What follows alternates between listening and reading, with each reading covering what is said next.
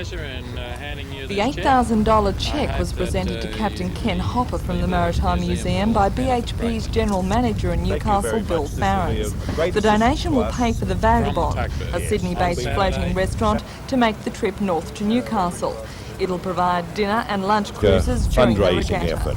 BHP pick up the cost of bringing the ship up here, so all the profits from the voyages of this vessel over the weekend will be our major form of income from all the work we put into this regatta.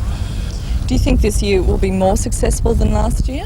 Well, subject to weather, of course. We sincerely hope so. Because the regatta will follow the same water-based festivities as last year, with as many as possible happening close to the shore so that spectators can get a good look. One of the highlights will be a boat building competition followed by a race to see whether the vessels really are watertight. For the landlubbers, there'll be activities on the shore, with Wharf Road from Nobby's Road to Watt Street closed to traffic for the weekend.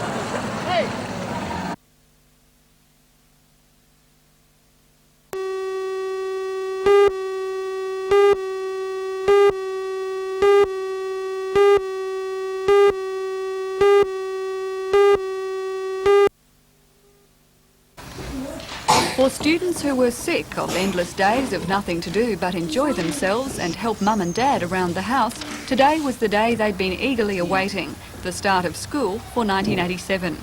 After 6 weeks holiday, it was time for Year 7 students to savour their first taste of secondary school. At Newcastle Public, the impressions were mostly favourable. It's very scary at first because it's a big school and you don't know many people, but once you get used to it, it's good. Darren, were you nervous about coming to school this morning? I had butterflies here and there, but it was alright because I had a couple of mates with me. And what have your impressions been so far? Really, it's a really big school and I like it a lot. It's better than the other school I was going to. Year 11 students were on hand to help them settle in, while Year 12 students were straight back into their busy final year schedules. Students in Years 1 to 6 were back behind their desks, and for Rachel Cogger of Newcastle East Primary School, it was a painless experience. Rachel, what have you been doing today? Maths, drawings, writing, lots of stuff. Have you had a good day? Yeah. The first day of school meant new responsibilities for some parents at the Junction Primary School who have volunteered to work as traffic supervisors.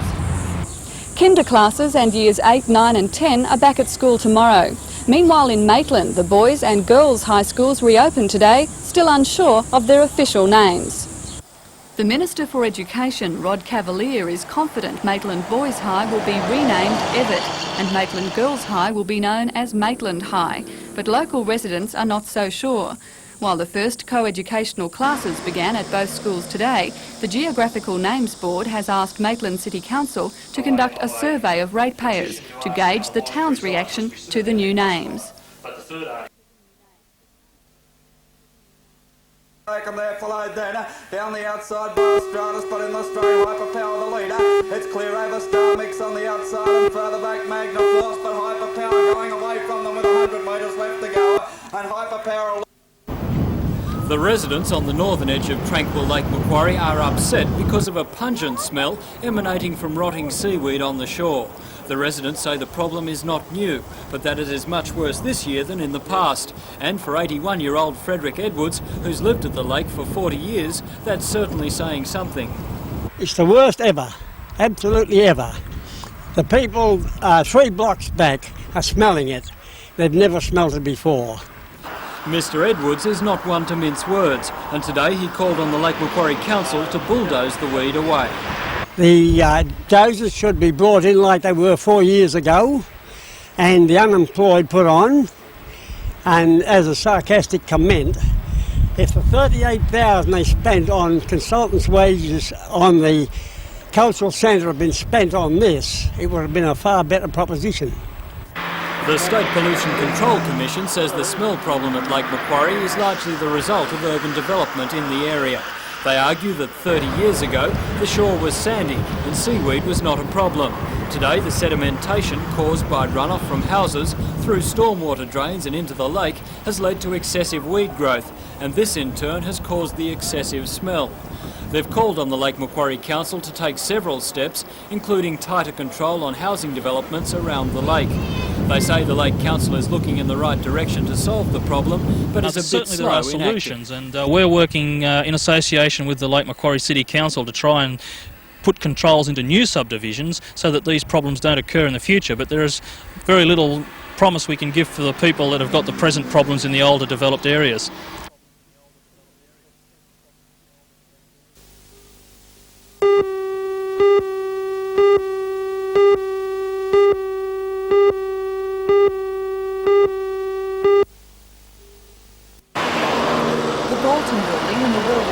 Both owned by the Sydney-based Ponytail developers.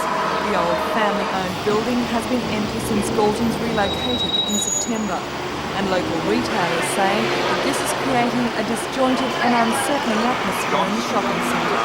John Lane, chairman of the High Street Promotion Building. Well, the Galton building is a major frontage in High Street. It almost takes up a block of the central business district, and it's been vacated now for well over 6 months. And that's just making a big hole in High Street and a big hole in the retail sector. This is the rough artist's impression of what the new building will look like if the Galton's building is demolished, complete with the much sought-after cinema, restaurants and shops. The council has some tough decisions to make because whatever replaces this building must be architecturally sympathetic with the planned Heritage Mall.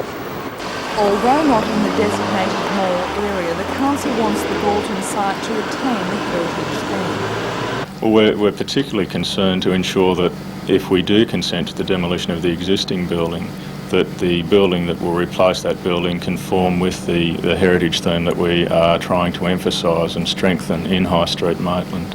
So we will give particular attention to the design and detail of any future building on that site from that point of view. Maitland City Council will make its decision on the demolition request next month.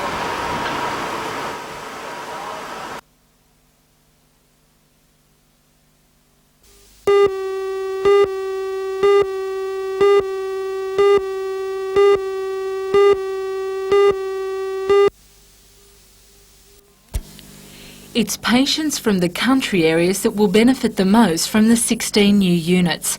At the moment, many of them are staying in the adjacent nurses' home. The $800,000 units, most of them on ground level, will be built behind the Mater Hospital in Villa Street. Providing the council approves the project, work should begin by August, and as Ralph Watson explains, it will provide easy access to radiotherapy and chemotherapy treatment. If we don't have these, people have difficulty getting accommodation. There's certainly no room in hospitals, and these people don't often require, or often don't require, to be accommodated in a hospital. So it can be very expensive for them to find alternate accommodation, and for many people it may be more expensive than they can afford.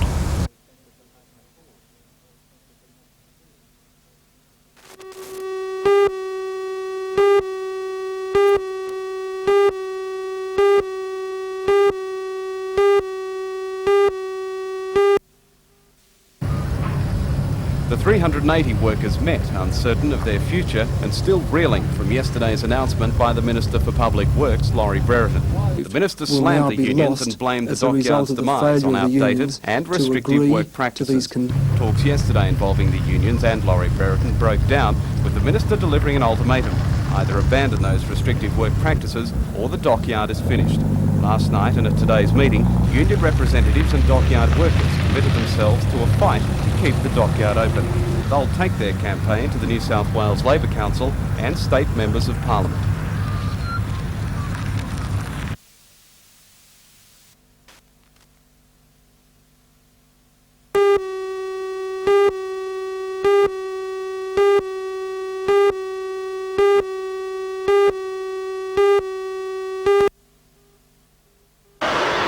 While the condition of most arterial roads in the region has come under fire, the NRMA has singled out for criticism the Cessnock to Maitland via Curry Stretch and the Cessnock to Brankston Road. The association says they pose a potential death trap. Well, I don't think there's any doubt that there's a connection between fatalities and serious road accidents and bad roads. And it doesn't matter what the area is. If you've got a bad road system, you're going to be suffering more fatalities and more casualties than what you need to. According to the association, the roads simply haven't kept pace with the increased volume of traffic using them. The association says poor roads are also undermining efforts to promote tourism in the region. You're attracting people to the valley, and you've got something like about 13,000 vehicles a day flowing on most roads, and the roads are out of date. The surfaces have deteriorated, they're too narrow, and they're just old roads performing new tasks. Mr James says local councils in the valley are aware of the problem, but are hampered by lack of money. Do you think that part of the problem is that the roads issue simply doesn't buy politicians' votes? I think that's true. I don't think roads have had votes for many years. I think there's a change taking place. I think people are becoming more sensitive to the fact that the motorist is highly taxed. And out of the money that he pays in taxation to the federal and state government, about only 1/5 of that is coming back into road funding.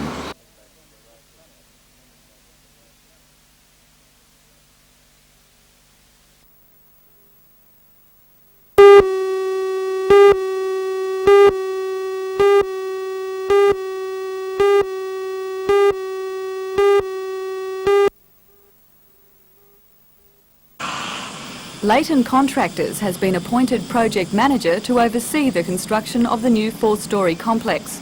The block will provide 3,700 square metres of usable space to ease existing accommodation shortages in the faculties of engineering and science. With students due back on campus within the next few weeks, extensions to the library are also well underway. Staffing arrangements are being finalised.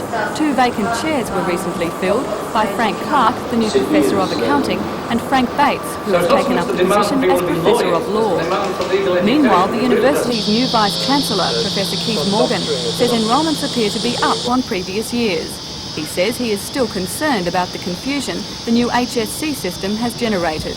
I'm not happy with the system because quite patently a lot of people don't understand how the system is operating. I'm happy with it to the extent that I think it's producing equitable results and that we're not got a system now that is any worse than the system was last year. But you do think it could be improved upon? I think certainly if people don't understand what system is operating, then one ought to be able to improve it, and this surely must happen in the future. Professor Morgan says, however, universities will not directly oppose the HSC system. I don't think the universities can take a stand themselves against the HSC system. What they can do is to work continuously to improve it, and I suspect there'll be some improvements made available next year, which hopefully will remove some of the current difficulties of appreciation. Can you hazard a guess as to what those improvements might be? I think it's too early for me to go speculating on things like that.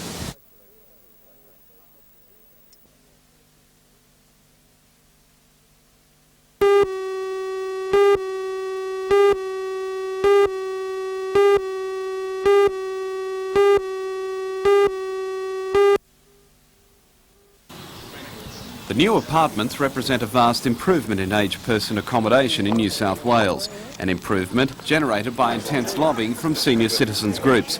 In fact, Grey Court has been named after Mrs Susie Grey, a resident of Beresfield since the 1930s and a major force in having the apartments built.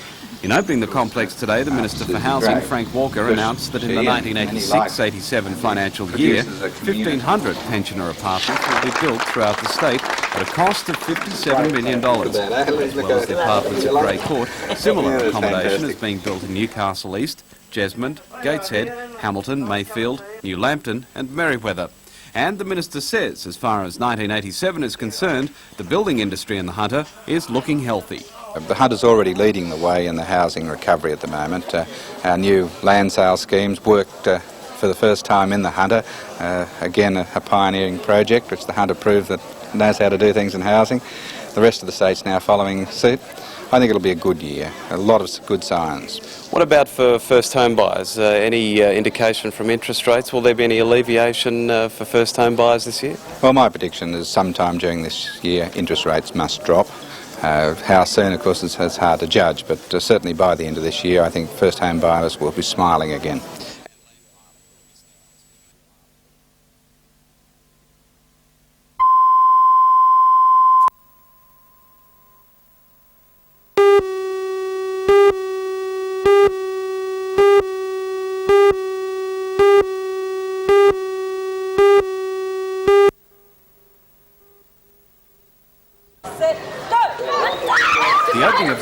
those activities, although nautical in nature, was run a fair distance away from the water's edge. The head of the mall boat race attracted a large field of entries, including crews from the shops in the Hunter Mall. Competition was fierce. The boats sailed down the course. And what some may have lacked in speed, they made up for with the latest design features. On the harbour foreshore, stalls and rides, along with a variety of bands, kept the crowds busy. It was the harbour that was the star attraction.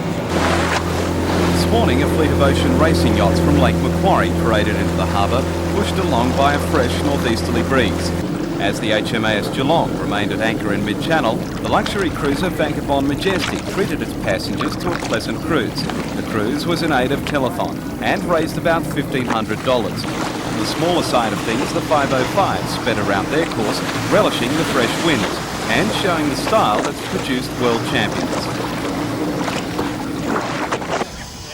Back on shore, the inaugural quick or sink boat building race was underway. The teams are given equal amounts of wood and glue and awarded points for the time it takes to build the vessel, its design and, most importantly, how well it floats. A feature again this year was the Coles to Newcastle Novelty Race. The event is sponsored by the BHP Collieries Division, and the 4 teams came from the Lambton and Pacific Collieries, the Kooragang Coal Loader and the Stockton Borehole Washery Plant. The object is simply to deliver a bucket of coal across the harbour to Stockton. First, the competitors must run a gauntlet of obstacles before taking to the aluminium colliers for the journey across. First this year were last year's inaugural winners, the Pacific Diggers. As ever, the foreshores, both at Stockton on the Newcastle side, proved a perfect vantage point to watch the activities. And if you missed out today, the regatta continues tomorrow.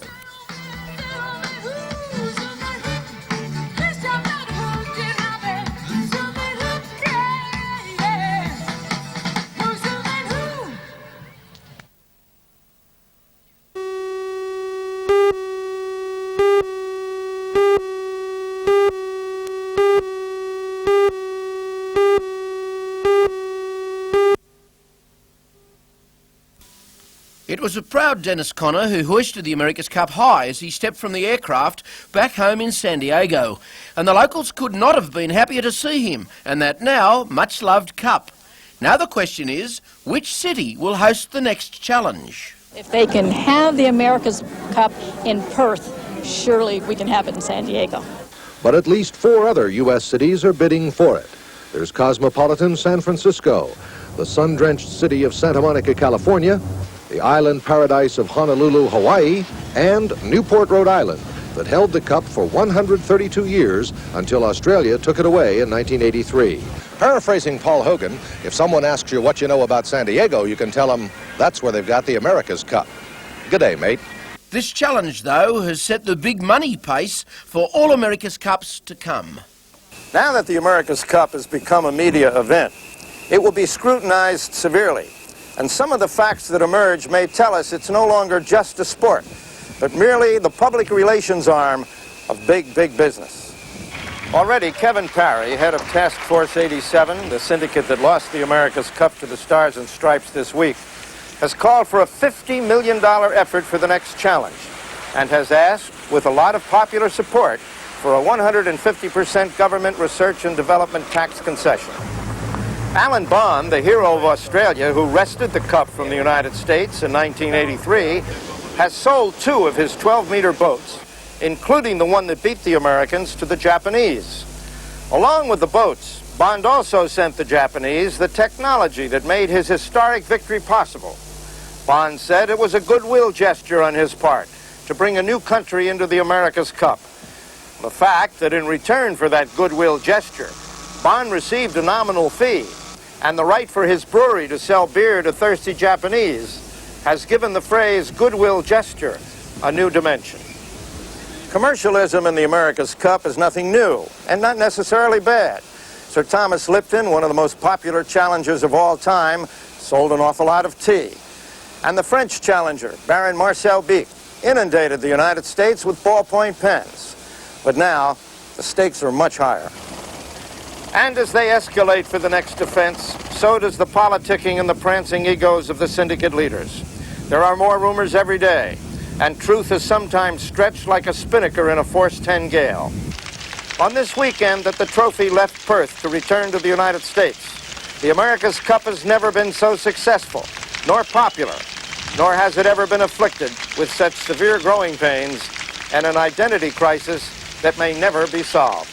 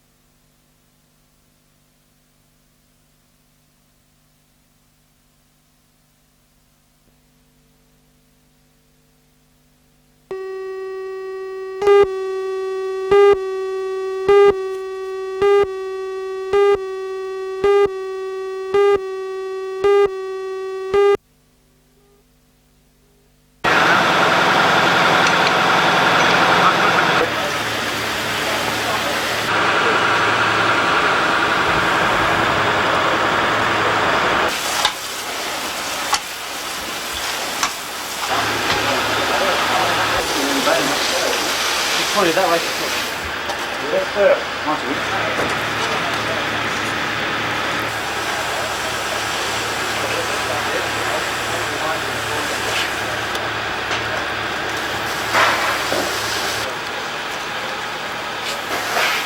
Yeah, just a 4 on. 4 on.